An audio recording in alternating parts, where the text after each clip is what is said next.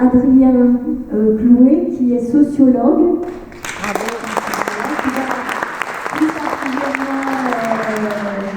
Parler des expériences.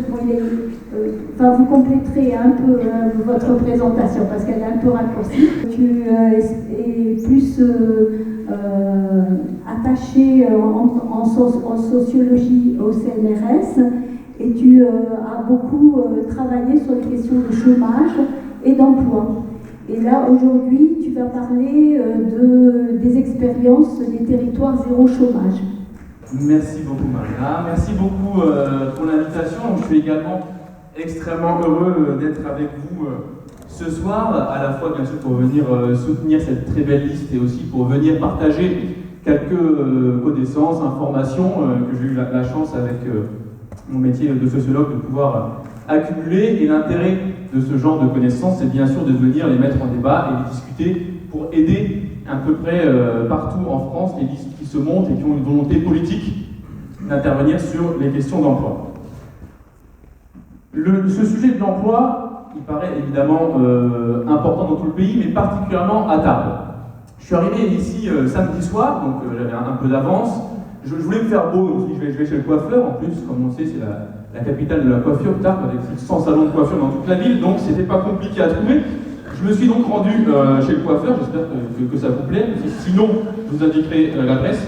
Mais en tout cas, le coiffeur m'a dit, voilà, à Tarbes, on a un gros problème, on a 20% de chômeurs. Donc c'est une des premières choses qu'il a évoquées, il ne m'a même pas dit que je venais ici à la réunion ce soir, même si je lui ai dit que je ne le payais que s'il votait pour vous municipal, mais ça c'est une autre question. En tout cas, il m'a annoncé que le taux de chômage était à 20% à Tarbes, donc c'était un des problèmes fondamentaux pour lui. Donc évidemment, j'étais étonné parce que j'avais entendu le gouvernement un mois et demi avant nous dire que le taux de chômage en France était à son minimum historique. Alors bon, si c'était des menteurs, ça se saurait. Du coup, je me suis dit qu'il y avait quelque chose un petit peu à fouiller là-dedans, puisqu'il nous raconte qu'en un an, le nombre de chômeurs en France aurait baissé de 200 000. Alors, évidemment, c'est un discours triomphal, parce que ce que ça signifie, c'est qu'il y en a encore plus de 2,5 millions. Mais pour le gouvernement, c'était quelque chose de formidable d'avoir baissé le nombre de chômeurs de 200 000. Et je pense que c'est intéressant de revenir un petit peu sur le détail de cette, entre guillemets, baisse de 200 000 chômeurs, afin de savoir d'où ça vient. C'est que le gouvernement est un gouvernement de tous les records. Premier record, c'est bien sûr le record de la bêtise sur ce sujet-là, puisque si on regarde ce qui s'est passé depuis un an, on a eu effectivement des personnes qui sont sorties du chômage. Pourquoi ? Parce qu'on a eu énormément d'individus qui sont passés à la retraite depuis un an. C'est-à-dire que le système de retraite par répartition tel qu'il existe aujourd'hui avec des semestres a libéré 80 000 places sur le marché de l'emploi l'année dernière, et que donc, si le gouvernement se gargarise d'avoir diminué de 200 000 le nombre de chômeurs, c'est sans nous dire qu'il va en mettre 1 200 000 sur le marché du travail lorsqu'il s'appliquera sa réforme. Ainsi, le 49.3, c'est surtout 49,3% de chômeurs en plus. Deuxième record du gouvernement, c'est le record de la stigmatisation. Puisque la deuxième raison pour laquelle le taux de chômage aurait baissé, c'est qu'ils ont tellement tapé sur les chômeurs que l'année dernière, il y en a 100 000 qui ont quitté le marché du travail.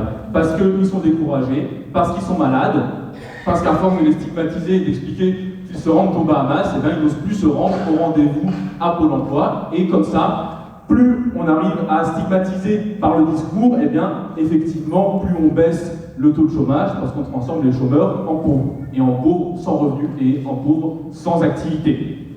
Troisième record du gouvernement, c'est celui de la précarité, puisque une autre grande partie de ces 200 000 chômeurs en moins provient de création, entre guillemets, d'emplois. Aujourd'hui, l'année dernière, on a créé des emplois, effectivement, 14 millions, dont 13 millions de CDD de moins d'un mois.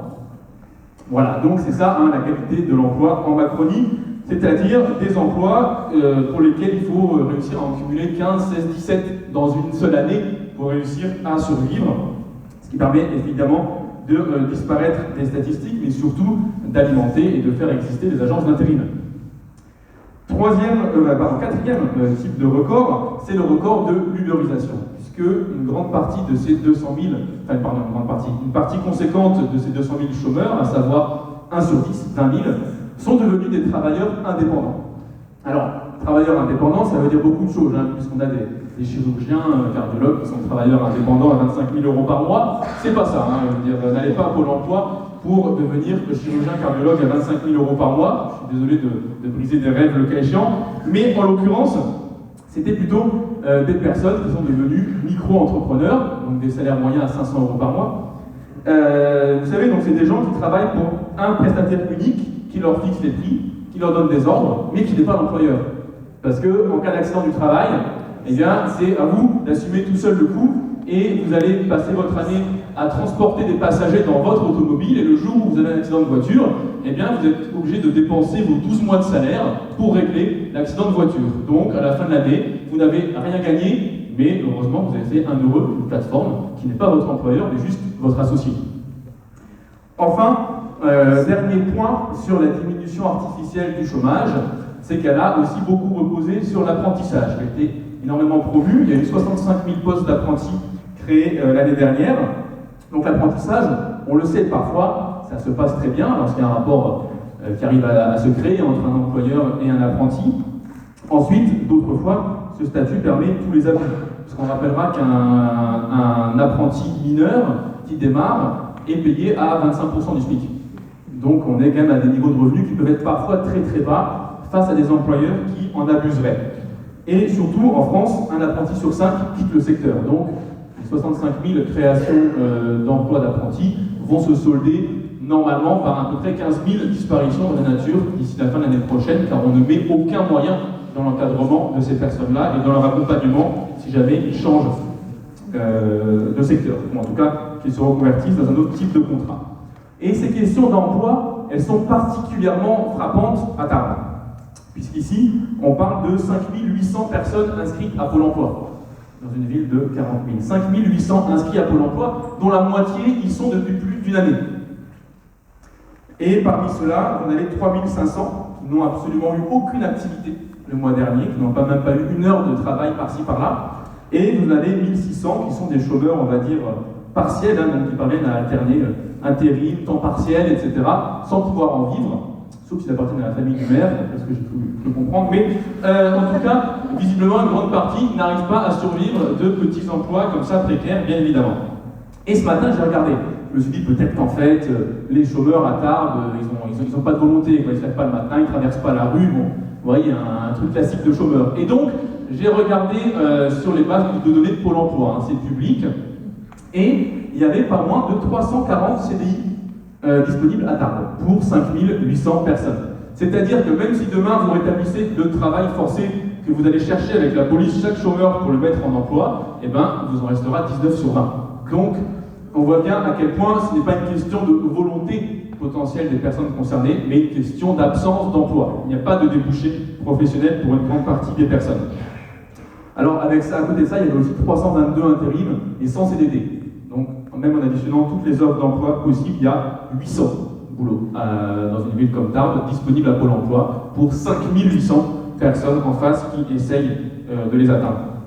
Et je laisse de côté les questions de qualité de l'emploi, parce que, en me baladant sur les bases de Pôle emploi, j'ai vu des choses assez étonnantes. Hein. Des emplois, par exemple, une offre de technicien de maintenance à temps partiel, payé au SMIC, mais avec 3 ans d'ancienneté. Il y a quand même des employeurs qui s'imaginent qu'après 3 ans d'ancienneté, on va courir après une offre au SMIC à temps partiel. Ça donne bien sûr une idée de la qualité de ce qu'il y a sur les bases de Pôle emploi. Et donc lorsque je dis 800 offres, une grande partie sont indignes, et lorsque des chômeurs les refusent, eh bien non seulement ils ont raison, mais ils protègent eux-mêmes, ils protègent les autres chômeurs, ils protègent tous les salariés de la ville en ne cédant pas au chantage, à l'emploi et au salaire. Et évidemment, enfin, on peut se demander pourquoi on est dans cette situation à Tarbes. Il y a quelques éléments qui ont été donnés juste avant. Donc, on a évoqué les questions de la désindustrialisation, bien sûr la fermeture de l'Arsenal. On connaît toute cette histoire de la liquidation de l'appareil industriel à Tarbes. Et du coup, ce qui se passe, c'est qu'il reste beaucoup de magasins de services hyper concurrentiels qui se disputent un public qui n'a pas beaucoup de pouvoir d'achat. On connaît ce que tu disais avant, un quart de pauvres, un quart de personnes qui vivent sous le seuil de pauvreté à Tarbes. Et donc, lorsque vous tenez une supérette ou un salon de coiffure, et qu'un quart de vos riverains ils vivent sous le seuil de pauvreté, la seule solution pour vous développer, c'est de baisser les prix. Sauf qu'une fois qu'ils sont trop bas, vous n'avez plus d'argent, plus de trésorerie, vous fermez et vous-même, vous n'allez plus consommer la supérette ou au salon de coiffure du voisin. Et on le voit assez nettement ici, puisque dans toute la France, vous avez à peu près en général un quart des personnes qui travaillent dans les services. À Tarbes, c'est 40%. Et parmi les chômeurs, c'est quasiment 50%. Donc c'est une des faiblesses centrales du marché du travail, tel qu'on le voit à Tarbes. Donc, il ne faut pas compter sur le marché du travail privé pour résorber les questions de chômage à Tarbes. Bien sûr, il en prend sa part, il y a des milliers de personnes qui travaillent, qui ont une activité, qui y parviennent. Mais on voit bien qu'il y a une partie de la population qui n'est pas intégrée sur ce marché du travail, et en tout cas qui n'a pas d'offre d'emploi à pourvoir face à elle. Et c'est pour ça que je voudrais évoquer un autre instrument qui existe sur le marché du travail, qui existe au niveau notamment des collectivités, au niveau municipal, c'est celui des territoires zéro chômeur de longue durée. Qu'est-ce que c'est? C'est un instrument d'action publique, un dispositif qui existe, notamment créé à l'instigation de plusieurs associations. Emmaüs en était une des associations membres au lancement, avec d'autres. C'était créé en 2016. Alors comment ça marche? Ça repose sur une intuition assez simple. L'intuition est la suivante, c'est de calculer combien on indemnise en moyenne les chômeurs en France. Alors c'est à peu près 1 000 € un chômeur, en comptant tout bien sûr. Donc les allocations chômage, mais aussi des dépenses bien sûr de santé, des assurances. Il y a à peu près 1 000 € qui vont à chaque chômeur en France. Ça cache des inégalités énormes bien sûr, mais en moyenne 1 000 €. Or, plusieurs associations derrière le projet se sont dit, mais finalement, si on indemnise des chômeurs à 1 000 €, pourquoi on ne pourrait pas les embaucher au SMIC? Et en fait, généralement, une activité produit de la valeur, donc ça peut être tout à fait rentable d'embaucher les personnes plutôt que de les indemniser, les laisser se déqualifier et 2-3 ans plus tard, les harceler avec des contrôles tatillons pour les obliger à reprendre un boulot payé au SMIC, que la personne n'arrive plus à faire, tellement elle est éloignée du marché de l'emploi, tellement elle a des difficultés à renouer avec ses qualifications. Dit autrement, en France, il y a un marché de l'emploi privé qui est incapable d'embaucher toutes les personnes qui désirent travailler dessus et qui les détruit à petit feu en les mettant en dehors et en les éloignant de l'accès à n'importe quelle offre d'emploi. Donc, cette idée-là, elle a été expérimentée sur plusieurs territoires. On a créé des EBE, alors derrière cet acronyme barbare veut dire entreprise à but d'emploi, c'est-à-dire des entreprises locales qui réunissent plusieurs acteurs, la mairie, les syndicats, des associatifs, des représentants des chômeurs, des employeurs également, qui vont essayer d'identifier des besoins qui existent sur le territoire, qui ne sont pas satisfaits par personne, même pas par le secteur privé, et qui vont embaucher les chômeurs pour répondre à ces besoins, plutôt que de les indemniser sans les laisser travailler. Il y a 10 territoires pour l'instant qui ont été retenus, et sur ces 10 territoires, on a embauché 1% de la population. Donc c'est des territoires où on est à 70 000 habitants, et ils ont créé 780 emplois.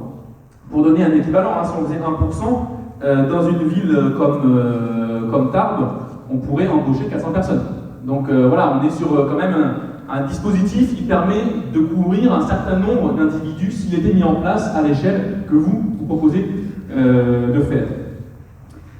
Et donc, alors bon, je ne vais pas rentrer dans le détail, hein, en gros, sur chaque territoire, il y a un comité local, tout le monde se réunit, ils inspectent un petit peu ce qui ne se fait pas dans les environs, et ils embauchent des chômeurs dans l'entreprise locale, créée ad hoc, pour mener à bien des tâches nécessaires. J'ai des exemples, hein, par exemple, dans la ville de Mauléon, ils font du recyclage de portes et fenêtres, à Thiers, ils ont développé du lavage écologique de voitures, à Villeurbanne-Saint-Jean, ils ont mis en place une entreprise de retouche et de couture. Et ce qu'on voit surtout, c'est que beaucoup de ces entreprises, très vite, deviennent rentables. C'est-à-dire qu'au début, on a utilisé l'indemnisation des chômeurs pour leur permettre de travailler, les rémunérer. Et une fois qu'on les a rendus utiles à tous leurs voisins, à la collectivité, à l'intérêt général, eh bien, il y a des consommateurs qui viennent, qui dépensent, et l'entreprise fonctionne. Et elle assure des emplois qui souvent ne sont pas en concurrence avec d'autres, et donc ne sont pas des emplois qui disparaissent en cas de crise économique ou de retournement de la conjoncture. Cette initiative, elle apporte 3 leçons politiques qui me semblent importantes et qui me motivent ma présence ici avec vous ce soir. La première, c'est que personne en France n'est inemployable. Simplement, on a un marché du travail qui est incapable d'embaucher des individus volontaires. Ici, à Tarbes, à Pôle emploi, vous avez 1000 ouvriers qualifiés qui font la queue pour aller de rendez-vous d'embauche, de convocation à une autre, alors que ces gens pourraient et voudraient travailler à condition qu'on mette le salaire en face de leur savoir-faire. Vous avez des personnes qui savent faire plein de choses, qui peuvent isoler des logements, qui peuvent recycler des chutes de produits industriels, qui peuvent construire des carlingues pour de l'équipement municipal de transport public, par exemple. Deuxième leçon, les besoins sociaux sont légion et ils suffisent largement à occuper l'ensemble des chômeurs. Hier soir, je regardais les panneaux municipaux de la mairie et je me disais c'est quand même rigolo, ils demandent beaucoup de bénévoles pour beaucoup d'activités. Et ça tombe bien parce qu'on indemnise des gens à 1000 € et à côté on cherche des bénévoles. On dit quand même peut-être qu'on pourrait payer des gens à faire une activité rémunérée plutôt que de chercher des travailleurs gratuits à côté de leur boulot. Comme ça, les uns ont plus de temps de loisirs, les autres ont une activité et ça ne coûte pas plus cher.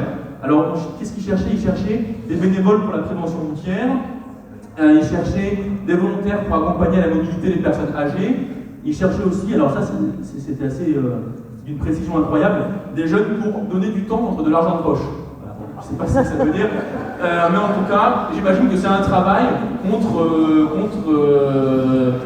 je ne sais pas, peut-être de la charité, un bénévolat rémunéré en pièces jaunes, bref, je ne sais pas, ça sent un peu Madame Chirac, mais en tout cas c'est très étonnant.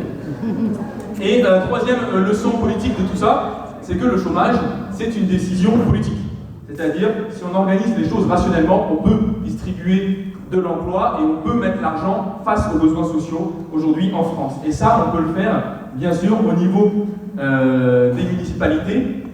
Alors, la France Insoumise, et je boucle là-dessus, parce que j'ai été auditionné pour ça à l'Assemblée nationale, on se bat pour étendre le dispositif au niveau national, donc donner une autre ampleur en mettant en place un dispositif où tout projet local permettrait l'embauche de chômeurs en face, mais on a les moyens pour mettre en place des partenariats et des projets au niveau de la ville.